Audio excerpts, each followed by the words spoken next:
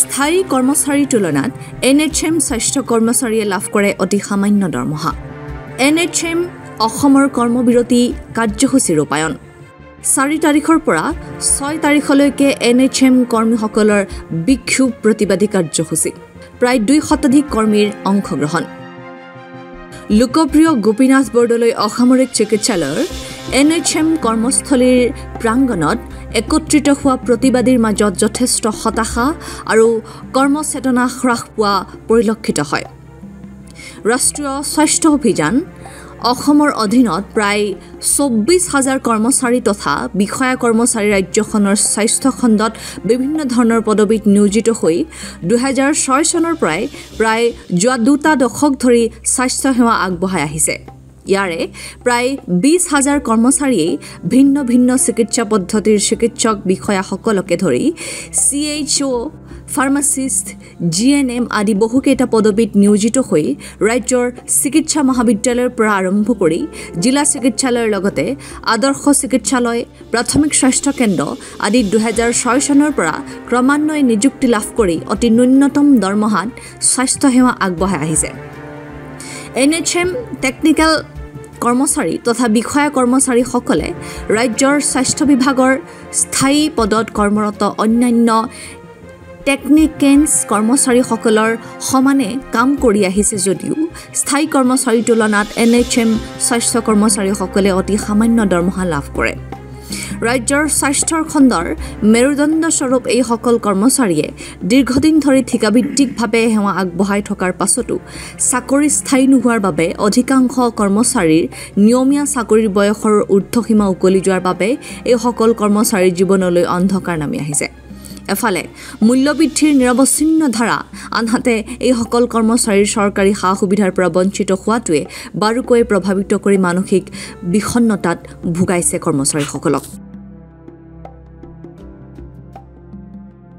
আমাৰ বিভিন্ন দাবী যেনে regularisation, equal pay, equal work equal pay আৰু এই সম্পৰ্কত মানে হাইকোৰ্টৰ ফালৰ পৰা হেৰি দিয়া হৈছিলে যে সম কাম সম দৰমহা ৰেগুলাৰৰ লগত আৰু ঠিকাভিত্তিক কৰ্মচাৰী, কিন্তু আজি পৰ্যন্ত গভৰ্ণমেণ্টে কোনো তেনেকুৱা ব্যৱস্থা নললে।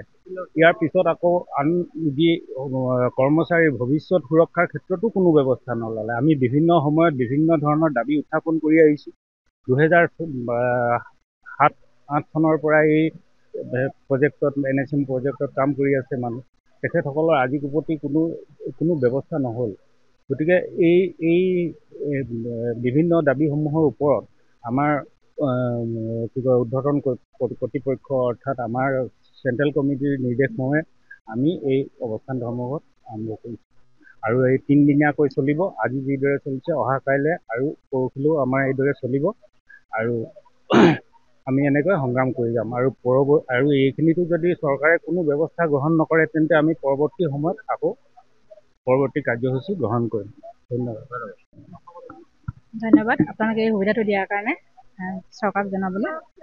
আমি NHM 2006 পৰা কৰ্মৰত হৈ আছোঁ। আমাৰ ইয়াতে ডক্টৰ হওক, চিষ্টাৰসকল হওক বা লেবৰেটৰী টেকনিচিয়ান, ফাৰ্মাচিষ্টৰ পৰা আদি কৰি বহু সংখ্যক কৰ্মচাৰী ইয়াতে নিয়োজিত হৈ আছে, কিন্তু তেখেতসকলে বিগত ইমান বছৰ ধৰি আমি প্ৰাপ্য মানে যিখিনি পাব লাগে আমি বৰ্তমান পোৱা নাই।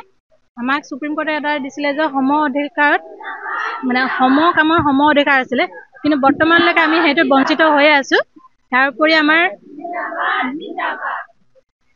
আৰু স্বাস্থ্য বিভাগত যিমানখিনি পোষ্ট খালী আছে তাত আমি বিচাৰোঁ যে জ্যেষ্ঠতাৰ ভিত্তিত বা যোগ্যতাৰ ভিত্তিত আমাক তেওঁলোকে নিয়মীয়াকৰণ কৰক।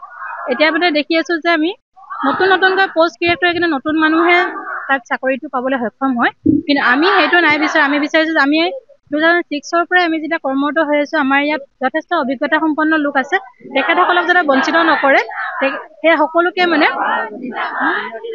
চিনিয়ৰিটি বেচিছত বা যোগ্যতা হিচাপে তেওঁলোকক চাকৰি নিয়মীয়াকৰণ কৰাটো বিচাৰোঁ। আমি সম অধিকাৰ বিচাৰিছোঁ। লগতে আমাক যেতিয়ালৈকে ৰেগুলাৰেশ্যন নকৰে বা তেতিয়ালৈকে আমি গ্ৰেড পে পাবলৈ বিচাৰিছোঁ। তাৰমানে আমাৰ প্ৰধান উদ্দেশ্য সেইটোৱে হৈছে। আৰু আমি আগতে 7ম গ্ৰেড 7 পে পাবলৈ বিচাৰোঁ।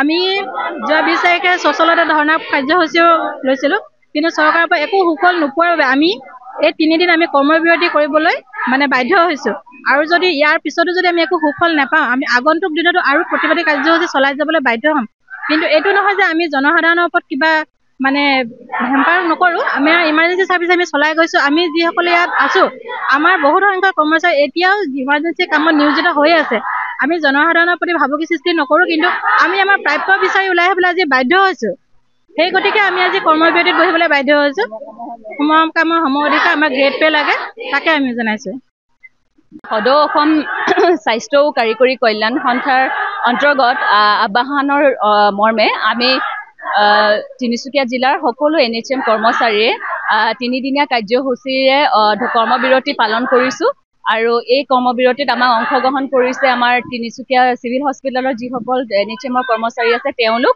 তিনিচুকীয়া মেডিকেল কলেজৰ যিসকল NHM কৰ্মচাৰী আছে তেওঁলোক আকৌ হাবজান ব্লকৰ পৰা যিসকল আহিছে তেওঁলোকৰ NHM কৰ্মচাৰীসকল লগতে আমাৰ আৰবান হেল্থ চেণ্টাৰ যিসকল NHM কৰ্মচাৰী আছে সকলো আমি একেলগে তিনিদিনীয়া কাৰ্যসূচীৰে আজি এই অনুষ্ঠানটো ইয়াতে আৰম্ভ কৰিছোঁ একচুৱেলি চৰকাৰলৈ আমাৰ অসম চৰকাৰলৈ আমাৰ 4টামান দাবী আছিলে সেই দাবীসমূহ আছিলে সমকামৰ সম অধিকাৰ দিয়া লগতে স্থায়ী নিযুক্তি প্ৰক্ৰিয়াৰ জৰিয়তে আমাৰ চাকৰি নিয়মীয়াকৰণ কৰা লগতে আকৌ আমাৰ 7 পে কমিশনৰ আণ্ডাৰত আমাৰ স্কেল পে সুবিধা কৰি দিয়া লগতে আমাৰ যিসকল NHM কৰ্মচাৰী আছে তেওঁলোকৰ ভৱিষ্যত যাতে সুৰক্ষিত কৰে তেওঁলৈ চৰকাৰলৈ আমাৰ এইকেইটা দাবী আছিলে আৰু আমি সকলোৱে জানো যে NHMৰ কৰ্মী অবিহনে স্বাস্থ্য বিভাগ অচল গতিকে যিহেতু মেৰুদণ্ড স্বৰূপ আমাৰ NHMৰ কৰ্মচাৰীসকলে যাতে যি সুবিধা পাব লাগে সুবিধাখিনি যদি তেওঁলোকে যি ধৰণে বিচাৰিছে পায় তেতিয়াহ'লে আৰু দুগুণ সাহস আৰু শক্তিৰে তেওঁলোকে কামবিলাক কৰি যাব গতিকে চৰকাৰে যাতে আমাৰ এই আহ্বানখিনি মানি লয়